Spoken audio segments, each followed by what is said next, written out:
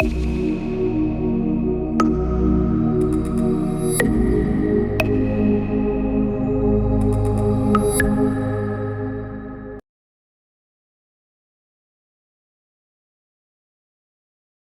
Students, आज हम बात करने वाले हैं इंडियन रिमोट सेंसिंग सैटेलाइट के बारे में, जिसका शॉर्ट फॉर्म है आईआरएस।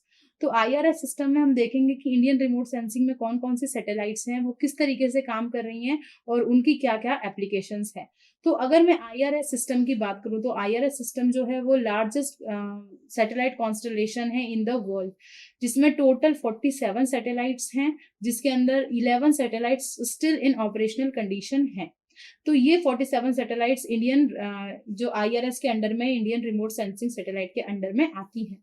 ये सारी जो सैटेलाइट्स हैं, कुछ कुछ सैटेलाइट्स हैं वो पोलर सन सिंक्रोनस ऑर्बिट में हैं और कुछ कुछ जो है वो दूसरे ऑर्बिट में भी हैं। तो अगर हम बात करें इन सैटेलाइट्स की, तो ये सैटेलाइट्स जो है हमको क्या करेंगी, वैरायटी ऑफ डेटा प्रोवाइड करेंगी। कुछ कुछ डेटा रहेगा जिसमें हमको अच्छा स्पेशल रिजोल्यूशन मिलेगा, किसी किसी में हमको अच्छा स्पेक्ट्रल रिजोल्यूशन मिलेगा और किसी किसी में हमको अच्छा टेम्पोरल रिजोल्यूशन देखने को मिलेगा। अब हम देखते हैं कि जो आईआरएस है, इंडियन रिमोट सेंसिंग, इसका जो मेन मिशन क्या है। तो इसका जो मेन मिशन है, इसका मिशन है कि हम कितने अच्छे से नेचुरल रिसोर्सेज का पता लगा सकते हैं, ओशन का, एटमॉस्फेयर का, और कितने अच्छे से हम क्या कर सकते हैं, मैपिंग कर सकते हैं। तो हम ये जितने भी आईआरएस है उनको 3 पार्ट में डिवाइड कर सकते हैं। मतलब जितनी भी सैटेलाइट्स हैं उनका हम अगर एप्लीकेशन बेसिस पे देखें इन सैटेलाइट्स को, तो हम 3 पार्ट में इनको सैटेलाइट्स को डिवाइड कर सकते हैं। पहली जो एप्लीकेशन है वो है land water resources. Land water resources की अगर हम बात करें तो ऐसी सैटेलाइट जो कि हमको क्या प्रोवाइड करने वाली है, आइदर लैंड इंफॉर्मेशन और वाटर रिसोर्सेज इंफॉर्मेशन। तो वो सैटेलाइट्स है, उसका नाम है, पहली सैटेलाइट है रिसोर्सेट सीरीज और दूसरी है रीसेट सीरीज। ये सीरीज जो है ये हमको क्या करने वाली है, हमको लैंड वाटर रिसोर्सेज के बारे में इंफॉर्मेशन देगी। दूसरी अगर मैं सैटेलाइट सीरीज की बात करूं तो वो है ओशन एटमॉस्फेरिक स्टडीज के लिए। ऐसी सैटेलाइट जो कि ओशन एटमॉस्फेरिक के बारे में हमको जानकारी देगी। तो ऐसी कौन कौन सी सीरीज है, ओशन सेट सीरीज जिसकी हम पहली बात कर चुके हैं, इनसेट सीरीज और इनसेट 3D, मेगाट्रॉपिक्स और सरल सीरीज। तो ये सीरीज हैं जिसकी हेल्प से हम क्या कर सकते हैं, हम एटमॉस्फेयर के बारे में, ओशंस के बारे में अच्छे से इंफॉर्मेशन गैदर कर सकते हैं। और थर्ड एप्लीकेशन की अगर मैं बात करूं तो थर्ड एप्लीकेशन जो कि हो सकती है लार्ज स्केल मैपिंग एप्लीकेशन। तो अगर लार्ज स्केल में आपको क्या करनी है, मैपिंग करनी है, तो उसके लिए आप कौन सी सीरीज का यूज करोगे, तो उसके लिए सीरीज है कार्टोसैट सीरीज। तो ये हमने तीन एप्लीकेशन के हिसाब से ये जो जितनी भी सैटेलाइट्स है इंडियन रिमोट सेंसिंग के अंदर, उसके बारे में हमने बात की है। तो इंडियन रिमोट सेंसिंग प्रोग्राम जो है ये किसने स्टार्ट किया है, ये इसरो ने स्टार्ट किया और ये स्टार्ट हुआ था 1988 में।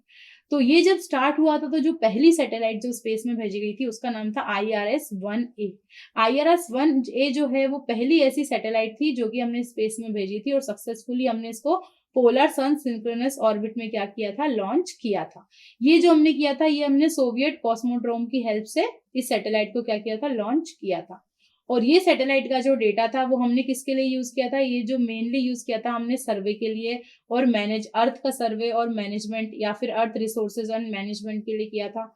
इसके अलावा हमने क्या किया था, इसका जो डेटा था वो एक और स्पेशल उसके लिए हुआ था, एक national natural resources management system जो है उसके लिए भी क्या हुआ था, इसका डेटा क्या किया था, यूज किया गया था। इसी डेटा की और इसी की क्या क्या बहुत सारी एप्लीकेशंस भी थी। मतलब ये डेटा कहाँ कहाँ यूज हुआ था, तो ये हमको यूज हुआ था प्लानिंग्स के लिए और इसके अलावा अर्बन इंफॉर्मेशन के लिए, अगर नेशनल अर्बन इंफॉर्मेशन सिस्टम एक सिस्टम था उसके लिए इसका डेटा यूज किया गया था। ISRO disaster management support program के अंदर इसका डेटा लिया गया था। आईआरएस का डेटा, अभी मैं बात कर रही हूँ कि जो आईआरएस का डेटा है वो कहाँ कहाँ पे यूज में लिया गया है। तो ये स्पेस बेस्ड इनपुट्स प्लानिंग के लिए लिया गया है, नेशनल अर्बन इंफॉर्मेशन सिस्टम के लिए डेटा को लिया जाता है, मतलब उसके लिए डेटा काम में आता है। इसरो डिजास्टर मैनेजमेंट के लिए यूज में आता है। इसके अलावा बायोडाइवर्सिटी कैरेक्टराइजेशन के लिए, अगर आपको पता लगाना है कि कितनी बायोडाइवर्सिटी है आपके अर्थ सरफेस पर, तो वो आप इसकी हेल्प से क्या कर सकते हैं, आईआरएस सीरीज की हेल्प से आप पता लगा सकते हैं डिफरेंट क्रॉप्स के बारे में, डिफरेंट प्रोडक्शंस के बारे में और कहाँ पर कौन सी मेजर क्रॉप्स लगी हैं उसके बारे में। इसके अलावा इस आईआरएस सीरीज की हेल्प से आप ड्रॉट मॉनिटरिंग कर सकते हैं। इसके अलावा आप पता कर सकते हैं वेजिटेशन कंडीशन के बारे में कि वेजिटेशन कंडीशन किसी भी एरिया की कैसी है, मतलब वहाँ की वेजिटेशन हेल्दी है या अनहेल्दी है। इसके अलावा फ्लड रिस्क जोन की मैपिंग कर सकते हैं, फ्लड डैमेज असेसमेंट भी कर सकते हैं with the help of IRS series. इसके अलावा हाइड्रो आप हाइड्रो मैपिंग भी कर सकते हैं। हाइड्रो मैपिंग मतलब कि आप अंडर वाटर रिसोर्सेज के अंदर भी, मतलब जो अंडर वाटर रिसोर्सेज है उसके बारे में भी क्या कर सकते हैं, आप पता लगा सकते हैं।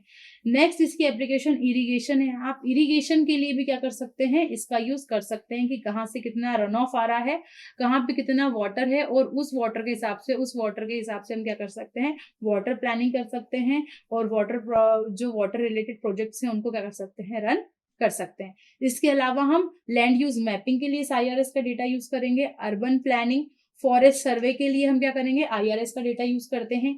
वेटलैंड मैपिंग की कहाँ पे कितनी ज्यादा वेटलैंड है, ताकि हमें बायोडाइवर्सिटी का भी पता चल सके, वेटलैंड मैपिंग के लिए हेल्प करेगा हमको IRS का डेटा।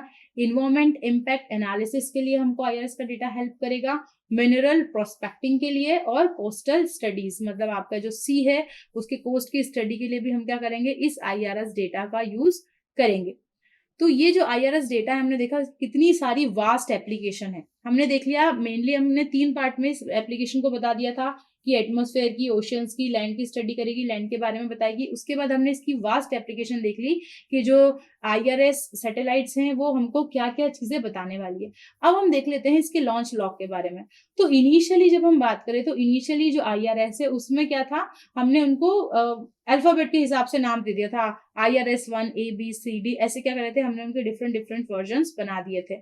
उसके अलावा फिर हमने उसके बाद जो इनको IRS सीरीज को नाम दिया था, वो हमने नाम दिया था on the basis of their application. जैसे हमें ओशन की स्टडी करनी है तो हमने ओशन सेट नाम दे दिया, मतलब जो सैटेलाइट सिर्फ ओशंस के बारे में स्पेसिफिकली बताने वाली है, मेजरली बताने वाली है, उसको ओशन सेट नाम दे दिया। जो अर्थ के बारे में बताएगी कार्टोसेट बोल दिया, और जो अर्थ रिसोर्सेज के बारे में बताएगी उसको हमने क्या बोल दिया, रिसोर्स सेट।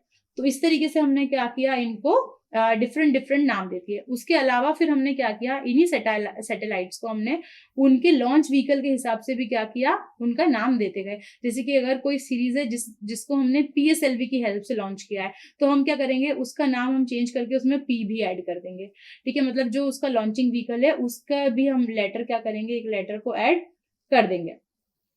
नेक्स्ट, अब हमने देख लिया कि जो IRS है उस IRS का लॉन्च लॉग कैसा है, उसके नेमिंग की क्या प्रोसेस रहती है। अब हम देख लेते हैं इसका डेटा कैसे हमें अवेलेबल होगा। तो IRS डेटा की अगर हम बात करें तो ये जो डेटा है ये हमको मिलता है NRSC के थ्रू। ठीक है, NRSC डेटा सेंटर है जो कि हमको कहाँ अवेलेबल है, ये हमको इसरो के भुवन जियो पोर्टल पे अवेलेबल है।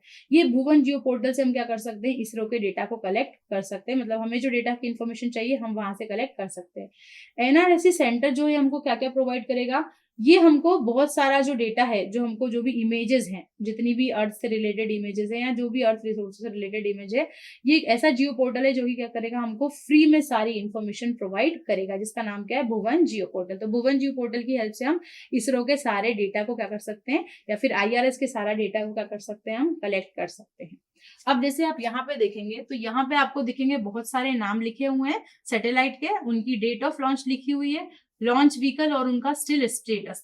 तो जैसे अगर हम IRS सीरीज की बात करें तो IRS सीरीज में जितनी भी जनरली जो सैटेलाइट्स हैं उन सबके क्या हो गए, मिशंस ऑलरेडी कंप्लीट हो चुके हैं। ठीक है, क्योंकि ये 1988 में 1991 में लॉन्च हुई थी, तो जनरल इनका जो मिशन पीरियड था वो 3 years to 5 years ऐसे ईयर्स थे। तो ये जो सारी हैं वो क्या लॉन्च हो चुकी हैं। इसके अलावा जब हम आगे बढ़ते हैं तो ओशन सेट सीरीज है। ओशन सेट सीरीज है, ये कब स्टार्ट हुई थी, 1999 में स्टार्ट हुई थी, इसका भी मिशन कंप्लीट हो चुका है। अब हम आगे बढ़ेंगे तो आपको बहुत सारी सैटेलाइट और दिख रही है यहाँ पे, जिसमें IRS की भी सीरीज है जिनके मिशंस कंप्लीट हो चुके हैं। उसके अलावा ओशन सेट 2 भी है इसमें फिर आगे जाके कार्टोसेट 2, कार्टोसेट, और फिर उसके बाद रिसोर्स सेट सीरीज क्या है, जो अभी कुछ सीरीज जो स्टिल क्या है, सर्विस में है। और इनका जो नेमिंग है वो नेमिंग किस हिसाब से है, आइदर उनकी एप्लीकेशन के हिसाब से या फिर उनका जो लॉन्चिंग व्हीकल है उसके हिसाब से, और आइदर हम कि वो किस तरीके से आगे बढ़ रहे हैं। जैसे अल्फाबेट के हिसाब से है तो पहली को दे दिया A, फिर B, फिर C, वैसे ही करके अब आप देखेंगे। और नेक्स्ट सरल, कार्टोसेट, रिसोर्स सेट, ऐसे करके बहुत सारी सैटेलाइट्स हैं जो कि स्टिल इन सर्विस है, जो कि हमको क्या कर रही है, कंटिन्यूअसली डेटा प्रोवाइड कर रही हैं।